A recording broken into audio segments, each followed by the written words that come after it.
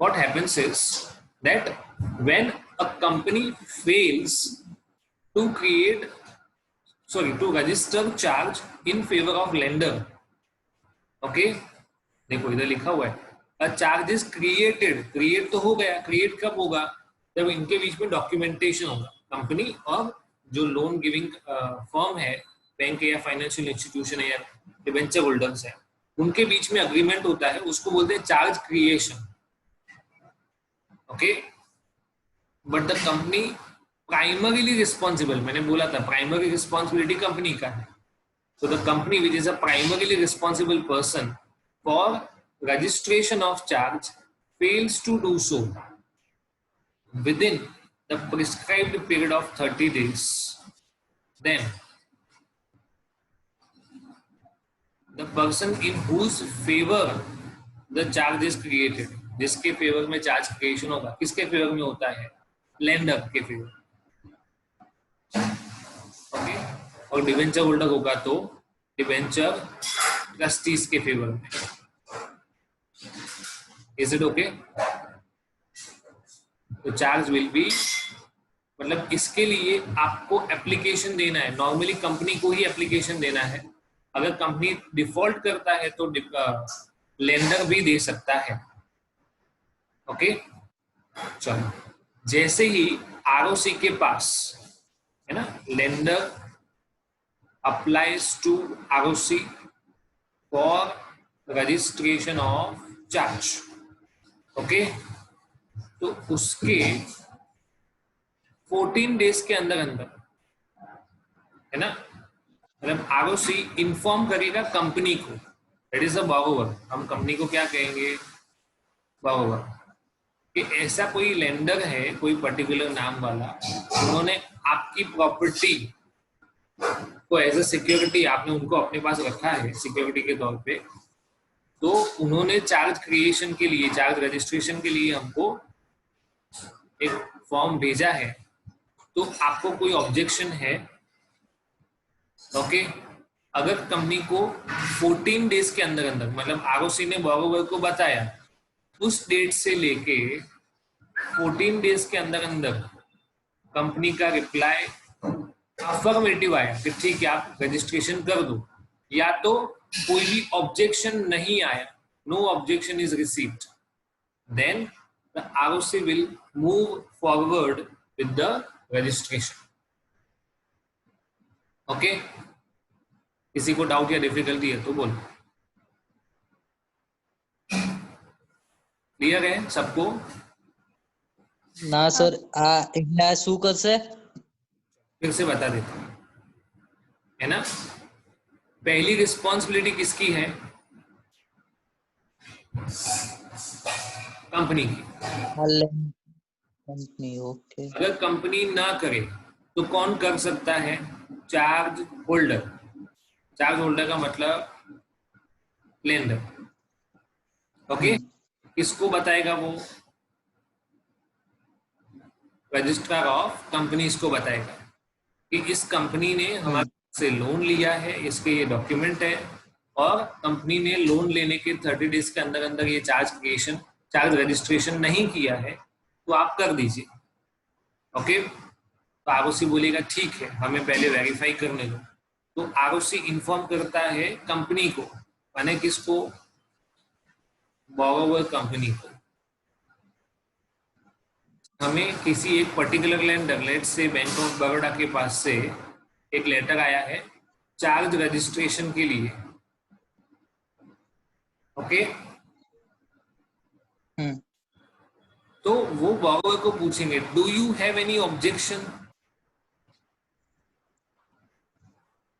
Okay. वो बोलेंगे कि नहीं, हमको ऑब्जेक्शन नहीं है, ठीक है। या तो वो बोलेंगे कि रजिस्ट्रेशन कर दो, है ना, वो विद द रजिस्ट्रेशन। इसका तीसरा पार्ट भी है, वो बाद में सीखेंगे, अभी इसमें से दो रिप्लाई आए, या तो उन लोगों ने बोला कि कोई प्रॉब्लम नहीं है, या तो तुम अगर रजिस्ट्रेशन कर सकते हो, then what the ROC will do, it will proceed with the registration of charge. Charge registration का मतलब क्या होगा, वो ये स्पेसिफिकली अपने रजिस्टर में उनका एक मेमोरेंडम होता है, उसमें मेंशन कर देंगे कि इस कंपनी ने इस बैंक से लोन लिया है और ये वाला प्रॉपर्टी उन लोगों ने एज अ सिक्योरिटी दिया है। तो इन फ्यूचर क्या होगा, अगर कोई दूसरा मतलब वही कंपनी उसी प्रॉपर्टी पे दूसरी बार लोन लेगा तो वो पॉसिबल नहीं होगा। ओके, वो प्रॉपर्टी ऑलरेडी किसी के पास एज ए सिक्योरिटी रखा हुआ है। चलो, बॉरोवर को ऑब्जेक्शन देना है या गो अहेड करना है, वो उसके लिए उसके पास कितना टाइम पीरियड है? 14 days। 14 डेज कब से गिनेंगे? जिस दिन से हमने कंपनी को नोटिस दिया वहां से। ठीक है,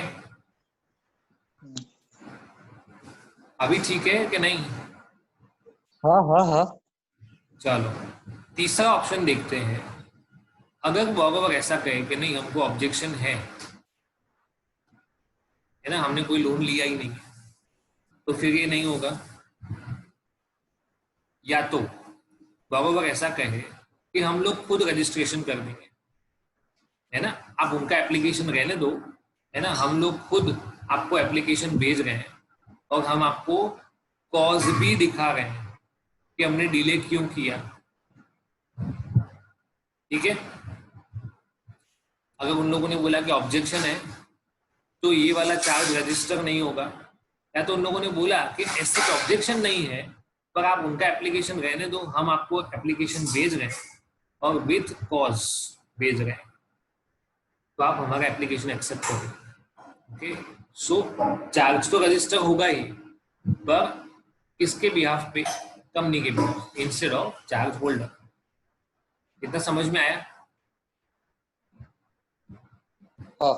okay, in case charge holder के कहने पे चार्ज रजिस्टर होता है ना, मतलब ये वाले दो ऑप्शन थे ऊपर वाले कि चार्ज होल्डर ने एप्लीकेशन दिया, कंपनी ने बॉरोवर को पूछा, उन लोगों ने बोला कोई ऑब्जेक्शन नहीं है, मतलब चार्ज रजिस्टर हुआ, बट किसके कहने पे हुआ?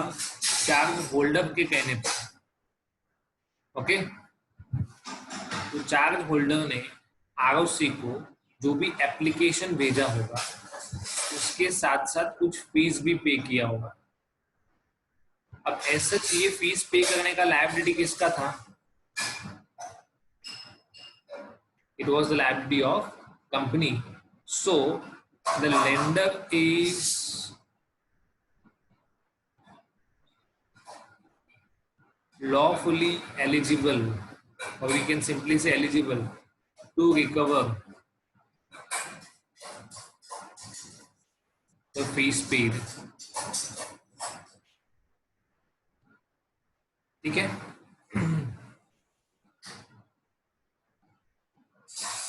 Done.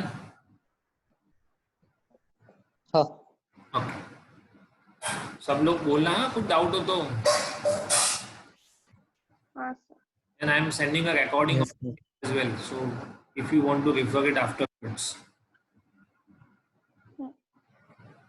Section 77 to apply in certain methods, मतलब सेक्शन 79 ये कहता है कि हम 77 अप्लाई करेंगे। Now what is that? Okay, so it covers two situations. There are two situations covered under this section. एक है कि ऑलरेडी मॉर्गेज प्रॉपर्टी है, ये मैंने कल भी डिस्कस किया था थोड़ा बहुत।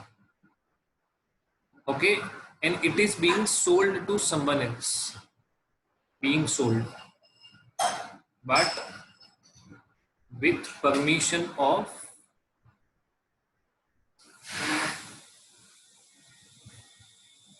Charge holder. Mummy, oh mummy, it is already mortgage property in this being sold with permission of charge holder. Okay, या तो इसमें कोई मॉडिफिकेशन हो गया।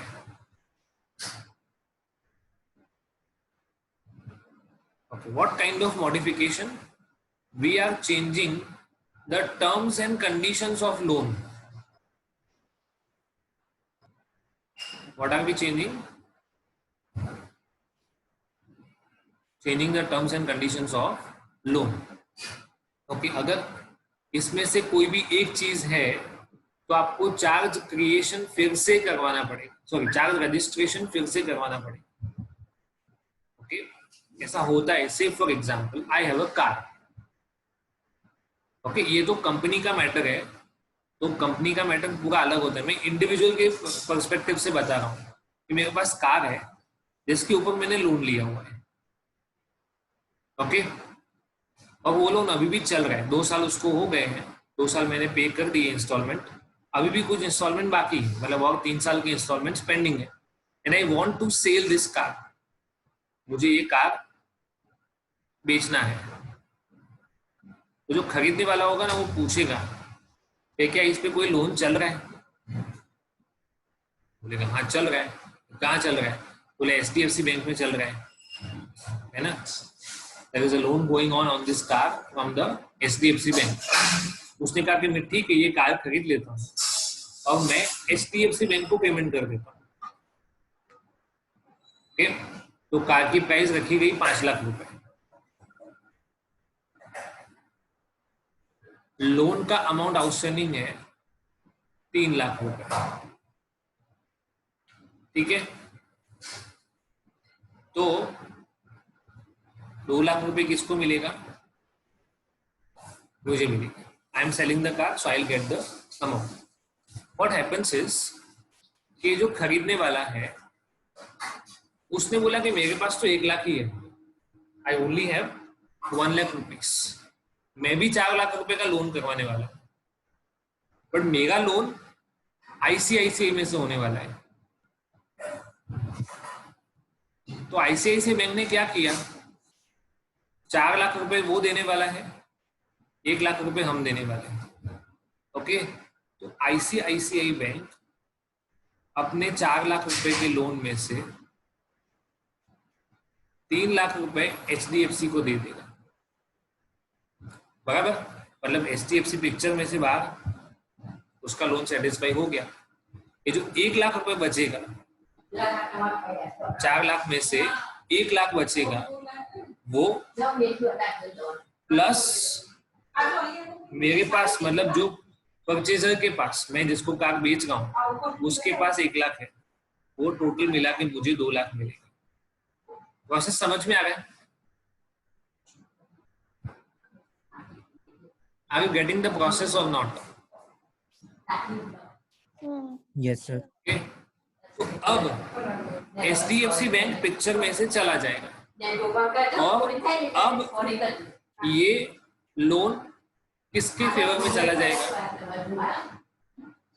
मतलब ये जो कार है उसका जो सिक्योरिटी है वो किसके फेवर में चला जाएगा? This will be now in the favour of ICICI। अब समझ में आया? Already mortgage property being sold with the permission of charge holder. HDFC ने बोला मुझे कोई प्रॉब्लम नहीं है, आप मुझे मेरे 3 लाख रुपए दे तो बात खत्म।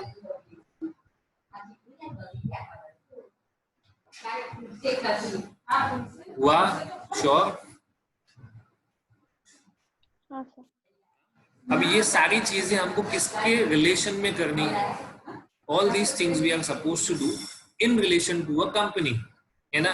तो कार, मतलब कंपनी के पास भी कार तो हो ही सकता है जिसने वो लोन पे लिया हो, बट ज्यादातर हम ये चीजें प्लांट, मशीनरी, बिल्डिंग, जो भी ह्यूज प्रॉपर्टीज हैं उसके रिलेशन में देखते हैं। कार के रिलेशन में नहीं हो सकता है ऐसा नहीं है, बट ज्यादातर ये कौन से केसेस में होता है? It is in relation to huge properties.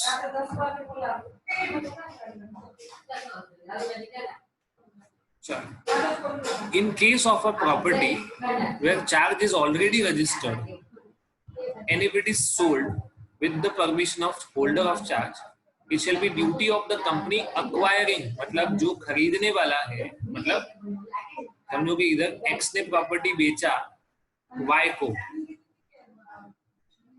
okay, acquiring it to get the charge registered in accordance with section 77. In other words, the earlier charge should get vacated, मतलब किसका चार्ज वैकेटेड हो गया? HDFC का, and in its place new charge is created, किसके favour में? ICICI। ये responsibility किसका है? वाई। इसको बोलेंगे एक्स लिमिटेड और इसको बोलेंगे वाई। ओके, क्लियर है सबको? हाँ Yes. सर। पढ़े से ना? हाँ सर। ओके, दूसरा पार्ट है ना, this was 79A, now this is 79B। Modification, modification किस चीज का? Change in the terms and conditions. Okay, there are so many examples given in this topic, आपको क्लियर समझ में आ जाएगा कि किसको टर्म्स एंड कंडीशंस का मॉडिफिकेशन कहा जाता है। पर अगर ऐसा हुआ तो भी आपको चार्ज रजिस्ट्रेशन में चेंजेस करने पड़ेंगे। You will have to inform to the registrar of companies. Okay, so modification includes variation in the terms and conditions. Okay, जिस टर्म्स एंड कंडीशंस पे हमने पहले लोन दिया था उसमें अब चेंज करें, but it should be done mutually, मतलब किसी एक का चल रहा है ऐसा नहीं है ना। जैसे अभी का सिनेरियो देखें तो रिजर्व बैंक ने रेपो रेट में काफी चेंजेस किए। ओके, तो उसकी वजह से बैंक के लेंडिंग रेट पे काफी इंपैक्ट आता है। से फॉर एग्जांपल मेरा लोन जो पहले 13% पे चल रहा था, so it is possible that the interest rate will reduce by 1% or 2% depending upon the policies of RBI। और ऐसा RBI टाइम एंड अगेन करता रहता है। या तो जो प्रॉपर्टी है उस पे मुझे 10 करोड़ रुपए का लोन मिल सकता था। On the property, I was eligible to claim a loan of, I was eligible to have a loan of 10 crore, but पहले मैंने लोन लिया था सिर्फ 3 करोड़ का। ठीक है, now I want a further loan of 5 crore, I want to enhance the limit. मुझे वो लिमिट को एनहेंस करना है तो वो भी पॉसिबल है। ठीक है, this is called variation of charge और variation in the terms and conditions. आपका लिमिट बढ़ा या इसको कम करो, मतलब आपका 3 करोड़ रुपए का लोन था, आप उसको लमसम रीपेमेंट पे करके ऐसा बोलो कि अभी उसको हाफ कर देना चाहते हैं। ओके, तो वो भी पॉसिबल है। या तो change in terms and conditions, पहले जो टर्म्स एंड कंडीशंस पे लोन दिया गया था उसमें चेंज आए, रेट ऑफ इंटरेस्ट में चेंज आए।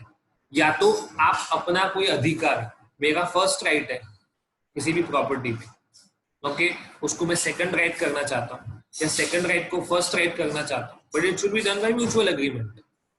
Okay, all these type of modification will entail, इसका फाइनल आउटकम ये आएगा कि उसका वो हो जाएगा मॉडिफिकेशन, और उस मॉडिफिकेशन का आपको आरओसी को इंफॉर्मेशन देना पड़ेगा। यस और नो?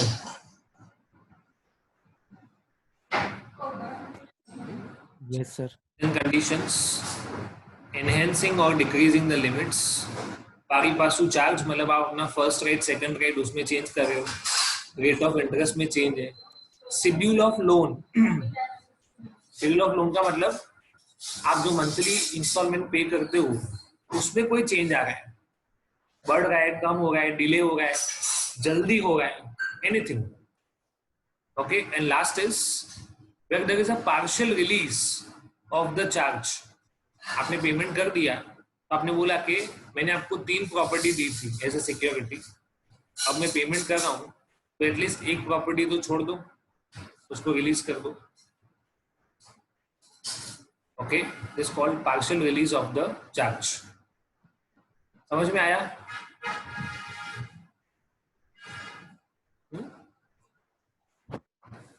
एज पर अभी देखो ये क्या होगा, अगर ये मॉडिफिकेशन हो गया, if it is done, then ROC will issue a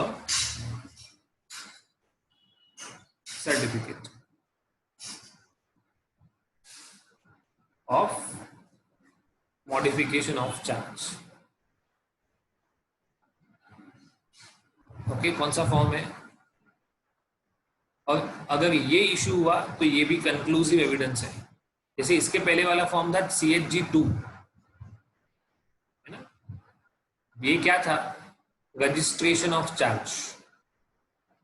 अगर ये सर्टिफिकेट आरओसी ने इश्यू कर दिया, मतलब ये फाइनल एविडेंस है कि जो भी ड्यू प्रोसेस आपको करना था वो हो चुका है।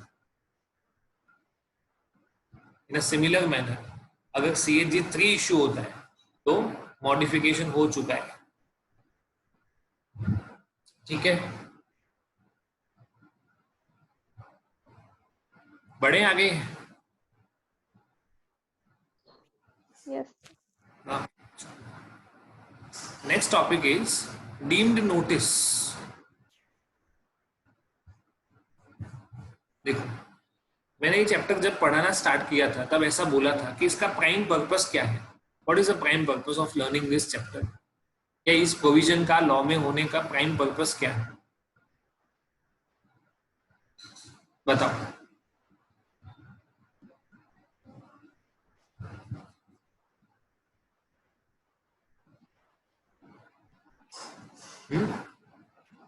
हम रजिस्ट्रेशन ऑफ चार्ज क्यों करवाते हैं? What is the reason? आना चाहिए अभी। કેમ કે જે લોકોની પ્રોપર્ટી પર મતલબ આપણે પૈસા લીધા હોય તો એ લોકોને આપણે એ પ્રોપર્ટી વેચી દઈને મતલબ ફ્રોડ ના કરી किसी શકીએ भी એ લોકો तरह का સાથે. फ्रॉड ना हो। बेसिक क्या था? To avoid any kind of, कल इतना एग्जाम्पल तो दिया था आप लोगों को कि एक ही घर पे 2-3 बार प्रॉपर्टी वो बेच देते हैं, है ना?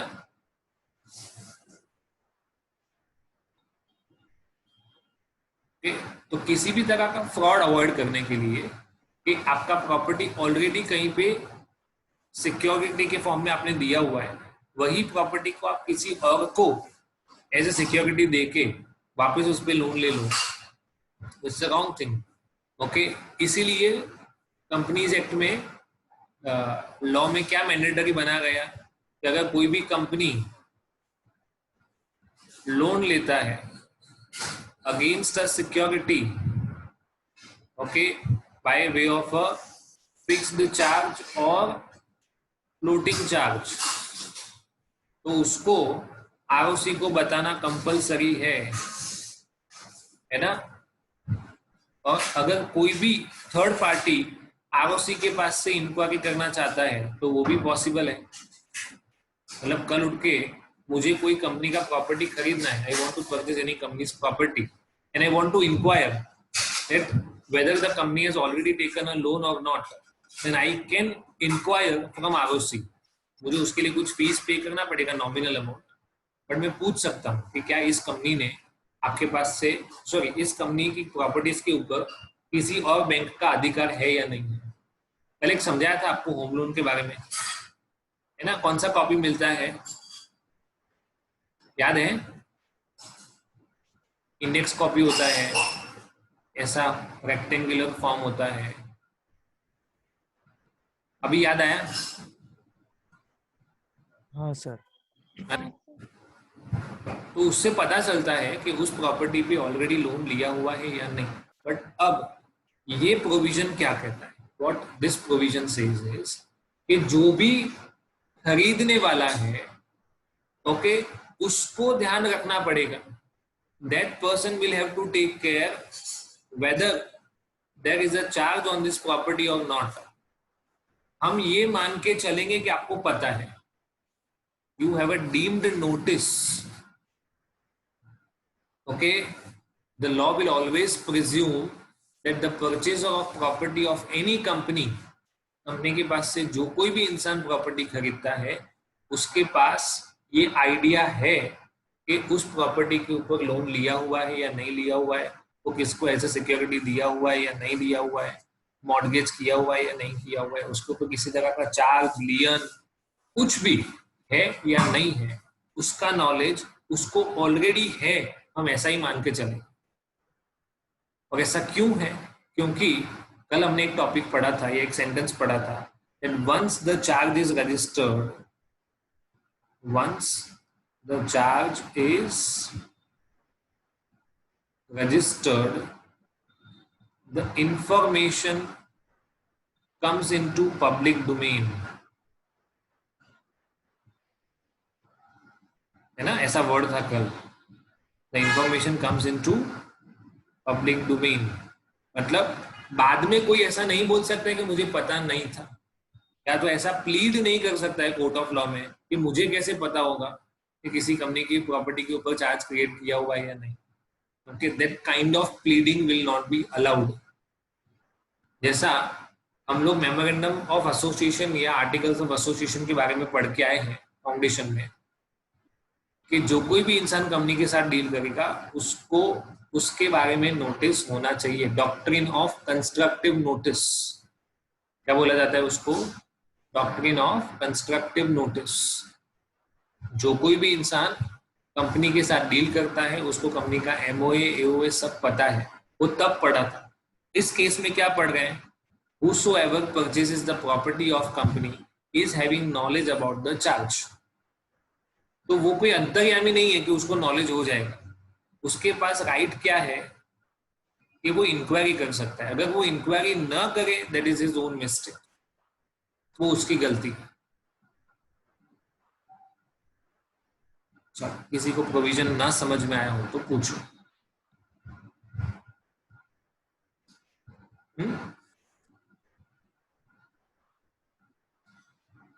यस और नो?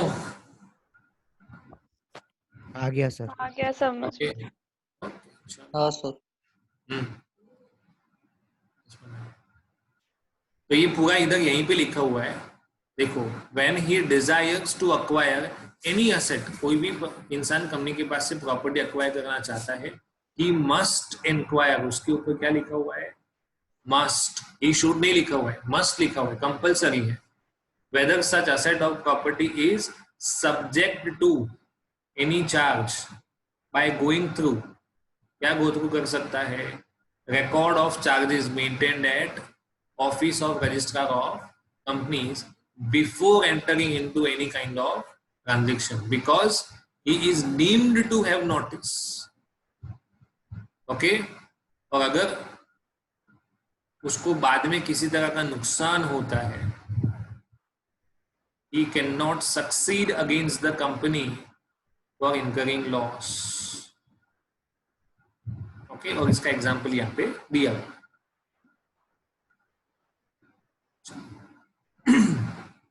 अब चलो, हमने 2 पार्ट पढ़े इस चैप्टर के। This is the last part of the chapter. 2 part कौन से पढ़े? एक पढ़ा रजिस्ट्रेशन ऑफ चार्ज, दूसरा पढ़ा मॉडिफिकेशन ऑफ चार्ज। ओके, अब तीसरा है सेटिस्फेक्शन ऑफ चार्ज। क्या बताया था सेटिस्फेक्शन ऑफ चार्ज क्या होता है?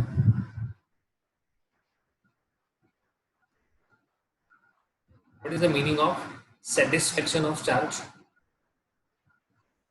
Any idea?